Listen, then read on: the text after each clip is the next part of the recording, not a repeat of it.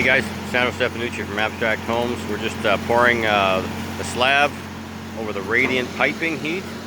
Here we've got a transit here, and we shoot the level to get this thing as close as we can to being flat. And then these guys use a screed to get it laser.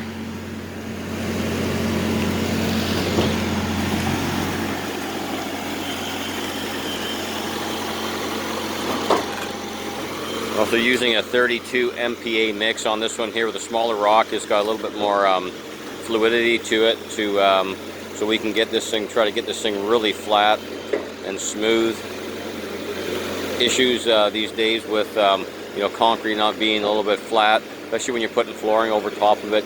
You end up with having to pay the floor installer for leveling and so forth like that. So we try to minimize that by getting it dialed in right from the beginning, right at this stage here. So, and then they have a power trowel which will go over this one, and it'll keep it flat. So we'll go over it a few times with the power trowel just to keep this thing as flat as possible. There's no waves in the concrete, and yeah, so it'll be bang on the money.